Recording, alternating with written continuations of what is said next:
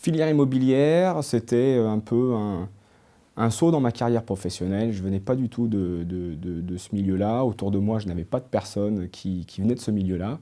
J'ai fait le tour des différents établissements et j'avais entendu que du bien de cette école-là qui s'appelait donc les FAB, Sciences U. Et je suis rentré dans cette branche professionnelle avec une formation qui s'appelait à l'époque le BP Profession Immobilière. Alors en fait, j'ai choisi la filière immobilière car je souhaitais en fait faire du droit, bien évidemment, mais surtout en fait pouvoir cumuler droit des contrats, droit civil, droit commercial. Je ne voulais pas pouvoir me spécialiser dans un seul type de droit et donc le monde de l'immobilier s'est imposé à moi. J'ai complété mon diplôme, mon DUST administrateur de biens, par un CQP gestionnaire de patrimoine à l'EFAB.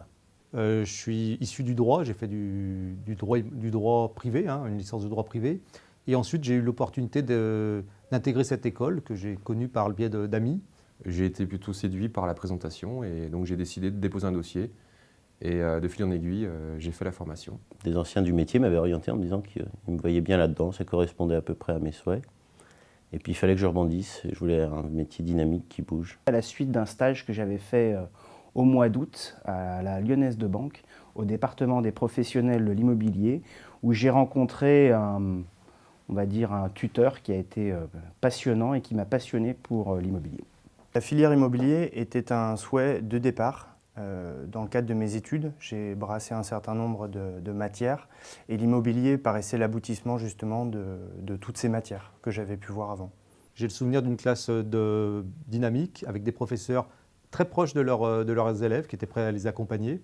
Et j'ai le souvenir des locaux qui étaient rue Victor Hugo, qui étaient de tout petits locaux contrairement à ceux qui existent aujourd'hui. Alors c'est aussi le fruit de la réussite de l'école. Un excellent souvenir puisque on était à la fois dans une formation théorique et une formation pratique. Donc pour moi, ça correspondait exactement à ce que j'attendais, à ce que je souhaitais et ça m'a vraiment permis de me réaliser complètement. De bons souvenirs, c'était assez dur parce que j'étais en alternance et j'avais la chance de travailler dans une agence très dynamique. Je garde bien évidemment un très bon souvenir, souvenir qui est très positif aujourd'hui puisqu'il me permet de continuer à évoluer au sein de l'immobilier.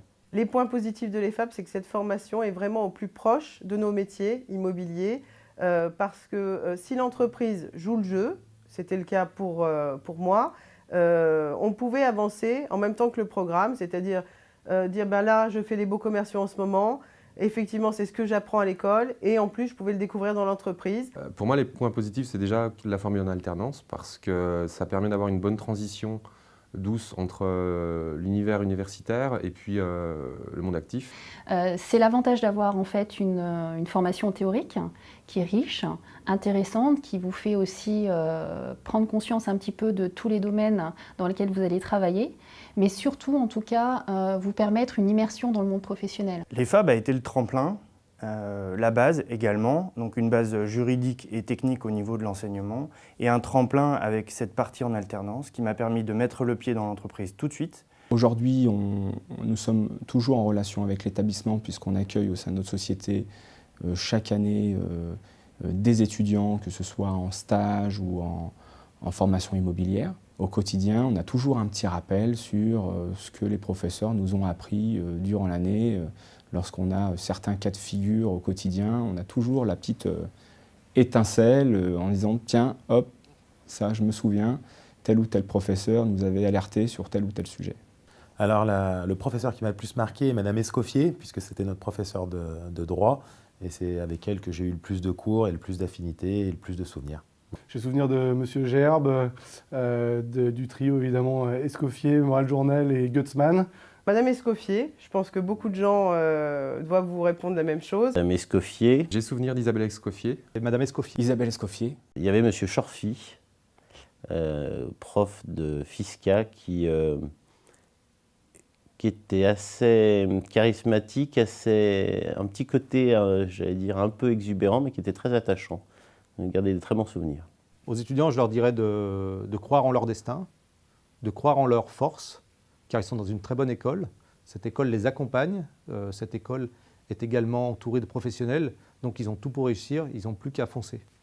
Il ne faut pas dénigrer la formation initiale au profit du stage en entreprise. Se fixer des buts, des objectifs, Et y croire. De ne pas hésiter à tenter, à postuler, à se lancer aussi, parce qu'on a parfois des hésitations quand on commence. Mais voilà, c'est vraiment garder confiance en soi et se lancer.